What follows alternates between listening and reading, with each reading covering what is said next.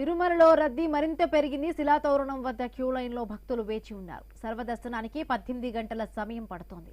నిన్న శ్రీవారిని 93,303 మంది దర్శించుకున్నారు. 41,688 మంది తలనీలాలు సమర్పించారు. నిన్న హుండీ ఆదాయం 4.49 కోట్లు వచ్చిందని టీటీడీ తెలిపింది. 4.58 లక్షల లడ్డూలు విక్రయించామని వెల్లడించింది. అటుక తిరుమలలో రద్దీ మరింత కొనసాగుతోంది. తిరుమల రద్దీకి సంబంధించి మరింత పూర్తి అప్డేట్స్ మా కరెస్పాండెంట్ గోపీనాథ్ అందిస్తారు. గోపీనాథ్, గత నెల రోజుల నుంచి కూడా భక్తుల రద్దీ కొనసాగుతుంది. వేసవి సెలవులు ఇప్పటికే అయిపోవడం జరిగింది. చాలా ప్రాంతాల స్కూల్స్ అన్ని, కాలేజీలు ఇవన్నీ కూడా ఓపెన్ అవడం జరిగింది. అయితే ఇంకా కూడా రద్దీ కొనసాగుతున్న నేపథ్యంలో టీటీడీకి సంబంధించి కొన్ని రకాల చర్యలు తీసుకుంటున్నారు. ఈ వారాంతపు సెలవులు అంటే ఉన్నటువంటి వారాంతపు రోజుల్లో మాత్రం ఈ 2-3 రోజుల పాటు కూడా ఈ విఐపీలకు సంబంధించి ప్రోటోకాల్ పరిధిలో మాత్రమే వాళ్ళకందరికీ కూడా దర్శనాలన్నీ కూడా కల్పిస్తున్నారు. ఈ సిఫారసు లేఖలన్నింటినీ కూడా రద్దు చేయడం జరిగింది. స్వామివారి దర్శనానికి 15 నుంచి 20 గంటల సమయం పడతా అంటే ఈ తలనీలాలు సమర్పించడానికి కూడా దాదాపుగా 4-5 గంటల సమయం పడుతా ఉంది. మరోవైపు గదులు, కాటేజీలు దొరక్క భక్తులు చాలా రకాలుగా అవస్థలు పడుతున్నారు.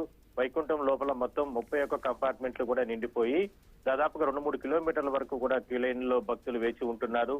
నడిచి వచ్చే భక్తుల సంఖ్య శ్రీవారి మెట్టు కావచ్చు, అదేవిధంగానే అలిపిరి కాళీమాట మార్గాల్లో నడిచి వెళ్లే భక్తుల సంఖ్య విపరీతంగా కొనసాగుతుంది.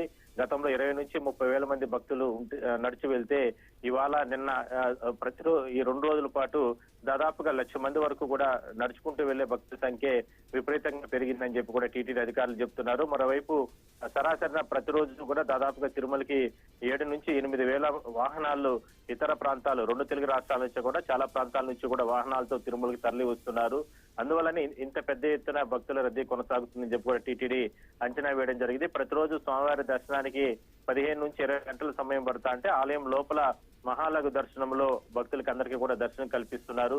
ఇవాళ తెల్లవారుజామున స్వామివారికి సుప్రభాత సేవ అనంతరం ప్రారంభమైనటువంటి విఐపీ బ్రేక్ దర్శనాలు ప్రోటోకాల్ పరిధిలో ఉన్న వారికి మాత్రమే ఒక 750 నుంచి 800 మందికి అవకాశం కల్పించారు. దాని తర్వాత సామాన్య భక్తులకే అవకాశం కల్పించి వాళ్ళకందరికీ కూడా దర్శనాలు దగ్గరుండి చేయిస్తున్నారు. టీటీడీ అధికార యంత్రాంగం అంతా కూడా సెలవులు కూడా రద్దు చేయడం జరిగింది. టీటీడీ ఉద్యోగులకి, అదేవిధంగానే అధికారులకి, వీళ్ళకందరికీ కూడా దాదాపు 20 నుంచి 25 వేల మంది ఉద్యోగులు, కాంట్రాక్ట్ బేసిక్ ఉద్యోగులందరూ కూడా టీటీడీకి సంబంధించినటువంటి సేవలు అందిస్తూ ఉంటారు. శ్రీవారి సేవకులతో కూడా భక్తులకు అవసరమైనటువంటి క్యూ లైన్ల వద్ద అన్నప్రసాదాల పంపిణీతో పాటు పెద్ద ఎత్తున ఎప్పటికప్పుడు వాళ్ళకి కావాల్సినటువంటి ఏర్పాట్లు చేస్తూనే వస్తున్నారు. ఈ రద్దీ మాత్రం ఇంకా ఒక 2-3 రోజులు కంటిన్యూ అయ్యే అవకాశం అయితే ఉంటుంది. దాని తర్వాత తగ్గుముఖం పట్టే అవకాశం అయితే ఉంటుందా అంటున్నారు. మరి తిరుపతిలో కూడా ఈ శ్రీనివాసం కావచ్చు, విష్ణు నివాసం ఇలాంటి ప్రాంతాల్లో అర్ధరాత్రి నుంచి కూడా టోకన్స్ జారీ చేస్తారు. ఆ టోకన్స్ కోసం కూడా భక్తులు తీవ్ర అంటే ఇబ్బందులు పడుతున్నారు.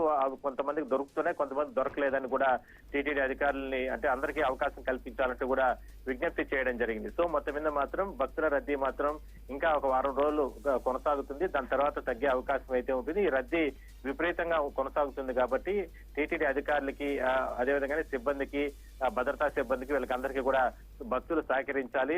అంటే తిరుమలకు వచ్చే ప్రతి భక్తుడు కూడా స్వామి దర్శనం చేసుకొని సంతృప్తికరంగా వెళ్ళాలి. కానీ ఈ రద్దీ ఉంటుంది కాబట్టి సహకరించి శ్రీవారిని దర్శనం చేసుకొని వెళ్ళాలంటూ కూడా విజ్ఞప్తి చేస్తున్నారు. Right, thank you Gopinath.